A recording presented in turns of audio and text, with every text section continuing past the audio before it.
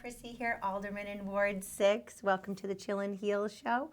It is my honor to introduce my guest, Sandi Clark Kaddy, and she has been on the move for years, decades. Welcome, Sandi. Thank you. How are you? I'm good. So, we're here to fuel your mind, body, and soul with goodness and open up, share, be real, be raw, overcome, let go, and simply live a joyous, chill life.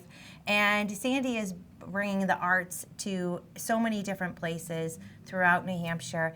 And I've been to a few of her productions and remarkable. And this will be my second one that I've attended for the gospel concert of Martin Luther King Jr. Can you, first of all, you're a Manchester, well, originally from New York, Correct. and then came to Manchester, raised your two remarkable sons, Ken and Chris. Yeah. And can you give a little bit of your background, even though you were on my show about a year ago, right? Yes. About a year ago. June. Well, it would be around June. Yeah. Yeah. Okay. And yeah, because you did the unbelievable march for Juneteenth, Correct. which was amazing. So if you can share a little bit about your background, and then we have a lot to pack into the 27 minutes with your amazing theater productions that start tomorrow night, Correct. right? Tomorrow's opening night. Yeah. Exactly. Um, I'm one of 10 kids. I always like to say that. I have 9 siblings. Yeah, and I was born in Lowell, Massachusetts, raised in upstate New York, but have lived in New Hampshire since 1979, actually. So for a long time, I love New Hampshire. So um, came here to help take care of my grandmother, who was ailing at the time.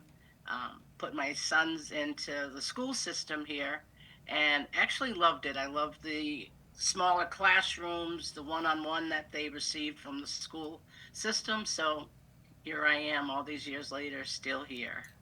Which is amazing. Now you're out on the seacoast, and you're all Correct. and you Yeah, also have a nickname, Sandy, Seacoast Sandy. Seacoast, Seacoast Sandy. Yeah, that's what they call me. Yeah, Um, so uh, let's dive in. Can we dive into the concert first? sure. Probably. You share a little bit about it. Yep. That's the one that I'm doing at is my 27th uh, Set the House on Fire gospel concert. I started it in 1999 was my first one. I did it at Seacoast Repertory Theater, but I did it in February for Black History Month as a way to celebrate Black history. And also at the time, New Hampshire had not made it an official holiday of Martin Luther King Day. So the following year, when they did, that's when I started moving my program to actually on Martin Luther King Day, whatever day it falls. It's always a Monday, Always a and in Monday. Yeah. January, yeah. So I always have a lineup of great entertainment, mostly local. Mm-hmm. I have reached out to large groups out in the Boston area, Maine, different areas. I just look for the best talent that I can bring to the seacoast. Which you certainly do. And I was like blown away last year. And where was it again? Is it at the same church? No, this year, well, because I'm doing two now. I'm doing actually the pancake breakfast, which celebrates Martin Luther King Day for the NAACP, for the Seacoast NAACP, and that's a morning event. That's at 8:30 in the morning. Oh, I and I did have it. not Yep, go ahead. I have it right here. And so similar, but streamed down. The focus is the pancake breakfast, getting the community together, and breaking bread together, if you will. And then mine I do on the same day. I've always done it on Martin Luther King Day, so I do it the same day at night. 5:30. Moved it up a little bit earlier. People tend to love to come out a little bit earlier because it gets dark so early and so forth. Um, like I said, I have a great lineup coming. I have a liturgic dancer, which I'm really excited to have her back again this year. I've got Nate Scott, who's from the Boston area, who's an incredible singer and pianist. So he'll be performing. I've got Jen Rachel, who's from the Dover area of the seacoast, and she's got the voice of an angel. Amazing. You got to hear her last year as well. Yes. Oh my Yeah. God. Beautiful, beautiful voice. Beautiful woman. Now you had another show that I went. Was that the same show? That was two different shows? Yeah, you went to the morning one. You did both. You did the Okay. morning one at that was at South Church, so that's where Okay. the pancake breakfast is. They've hosted us for the past few years, and opened up their area so that we can do the breakfast downstairs, and then at 10 o'clock we have a program upstairs. So this year for that event, I have Pastor Riggins, his Gerald Riggins. He's a new pastor at New Hope Baptist Church. Just a wonderful, wonderful individual to even chit chat with and talk to. And um, I got to know him and just thought he would be a great inspirational presenter for speaker for us on that day. So he will be our speaker. And what's exciting is that his topic this year is hope in the midst of a storm. So Mm. everything is centered around hope and positivity, especially in the times that we're living in. We need to Yeah. have as much hope and much goodness and healing as as Yes. possible. So I try to do it through the arts. And you do it. You do it. I was just so blown away. The breakfast was so lovely, meeting so many extraordinary people, and your concert. I mean, the people that were speaking and the music, you felt the hope in the room, and just it's so amazing to bring people together to connect on Martin Luther King's dream. Yeah, And absolutely. and we should not be judging each other by the color of our skin, but by our character. And we Absolutely. all need to do better, and we can do Yeah. better. And sometimes we need to shake things off and move Yep. on. And I just it was next level what you Yeah. bring And always. what's exciting about it as well is that my goal in everything that I do is to try to, I always say pass the baton, but to encourage the young people to become involved. I became involved with Martin Luther King celebrations mainly from a child because believe it or not, with the March on Washington in 1963. Mm, I didn't, I was 10 years old, but I don't know, just coming from a big family, I'm older. But um, I wanted to go to that march, and I didn't totally understand everything that was happening in the world. But just from listening to adult conversations, things were unsettling. Freedoms weren't there, rights weren't there, yeah, privileges that should have been there weren't.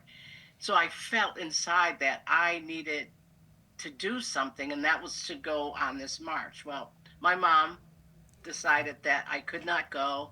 And she just said that, the marches all are meant to be nonviolent and hmm, educational and all that, but they don't always turn out that way. So I always felt this little void of not being able to go to that march. All my life, hmm, I carried that with me. And then as an adult, I finally said, I'm going to do something for Martin Luther King, for social justice, and and then I do it through entertainment, through my concerts, and that's really how the feeling of Martin Luther King, a gospel concert celebrating his life, his dreams, and also his hopes, and yeah, hopes that people still carry. So that's how the yeah.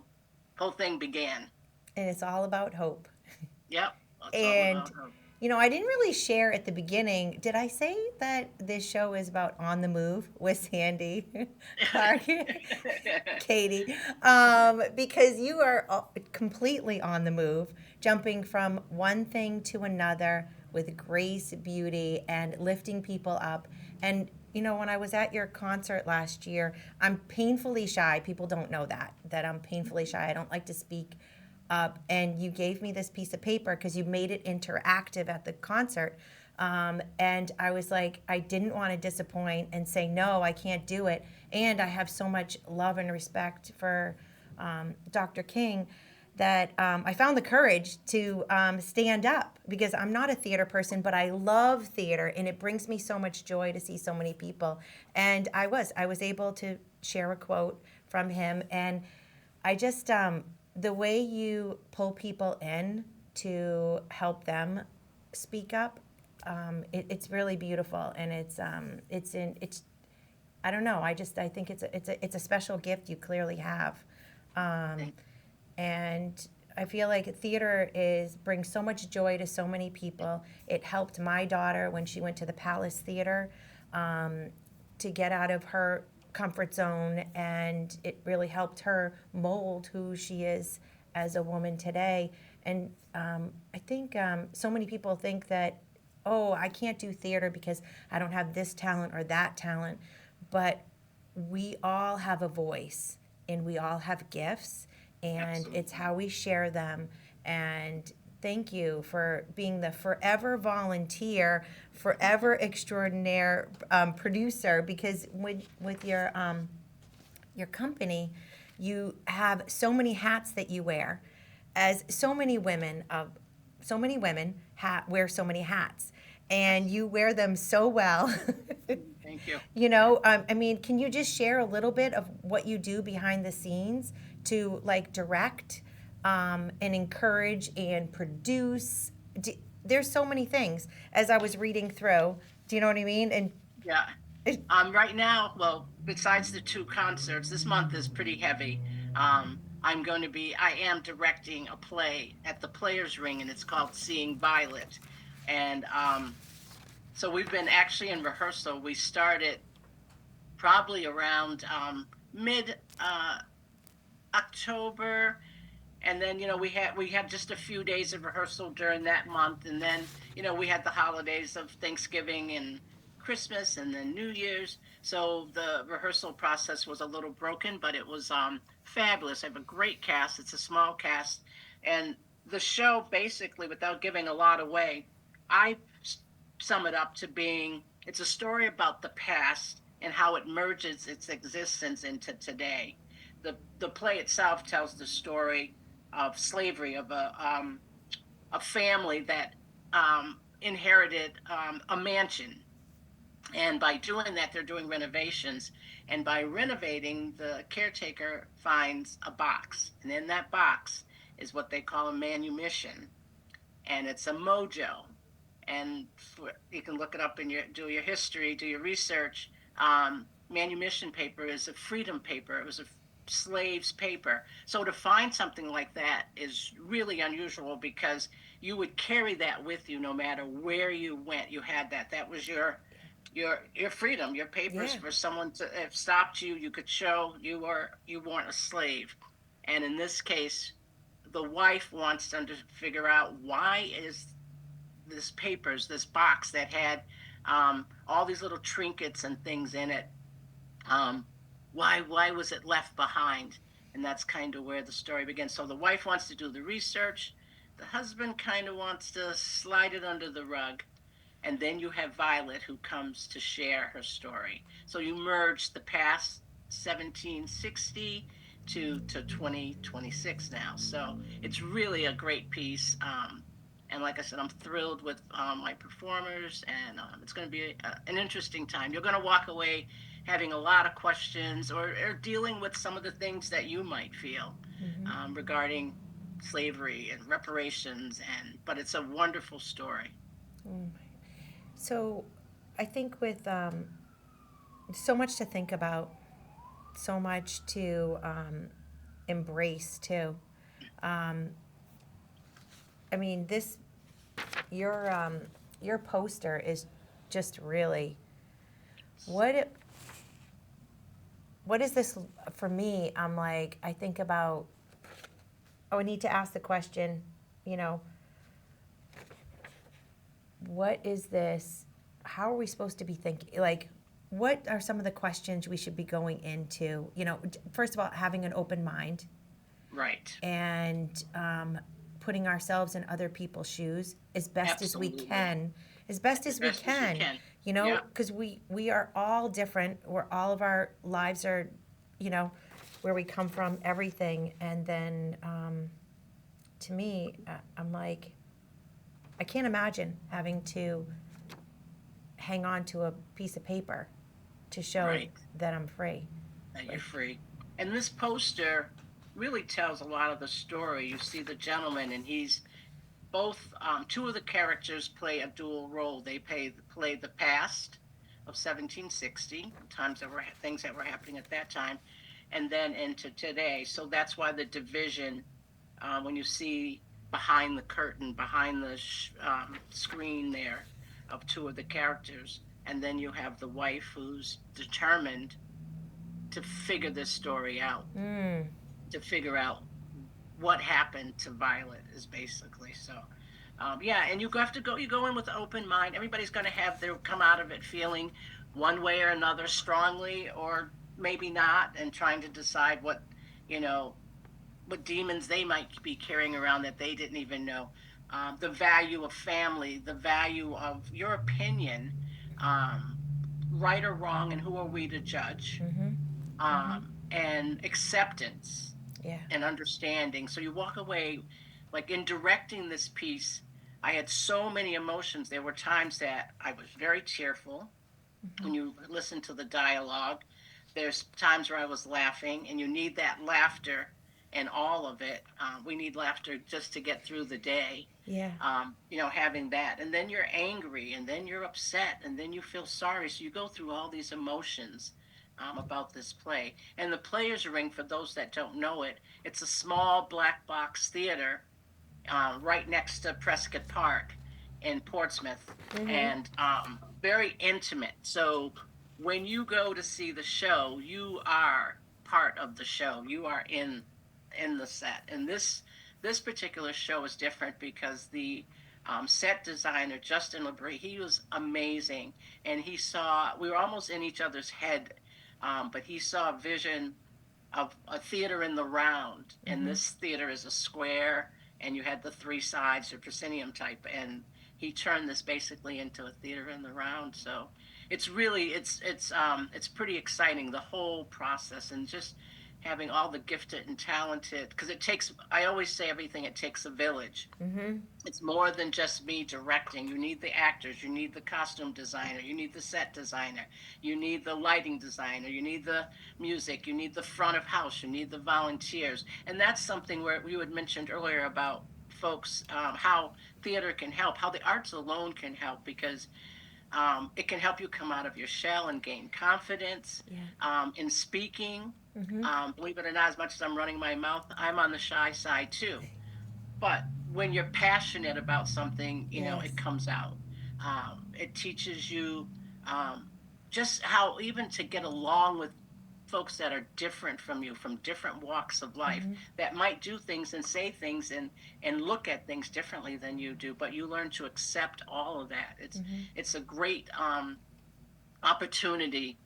So anyone that has an opportunity to join a theater group or to get involved in a theater, it doesn't always have to be in the front of the house doing on the stage. There's costumes, there's a behind the scene, building sets, painting, designing. There's so many aspects of it that you can get involved in. So as you can tell, I'm pretty excited about it. I love it. I love it. Well, I can't wait.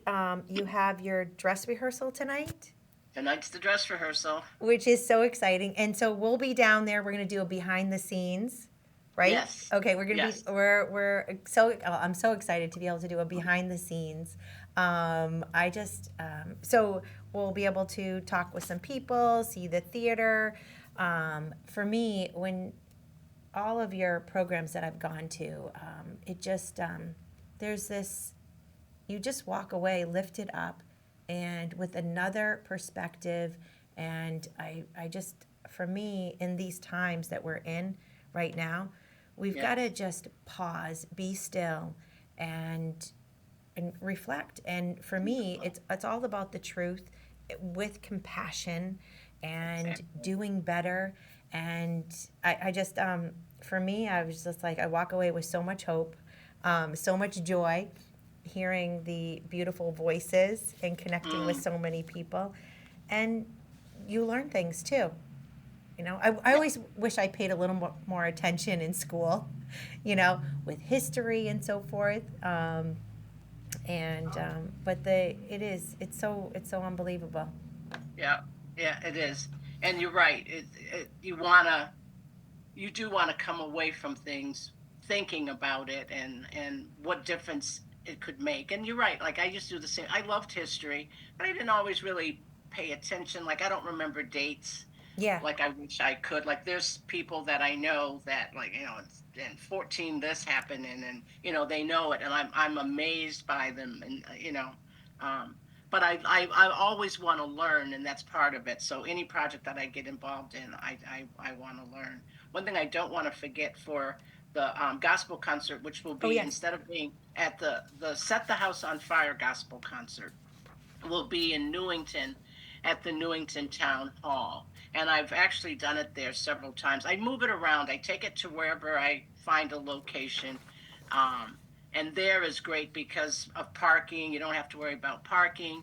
But I encourage people that come, of course, to buy a ticket. And the ticket helps pay for the performers, their transportation, or what have you. But to Hmm. also bring a non perishable item because I love being able to help put some food on the shelves of the local food pantries.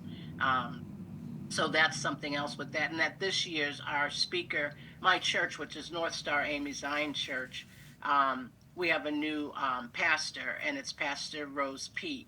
And so she's going to be delivering the inspirational message for the evening performance. So I'm pretty excited about folks meeting her for the first time.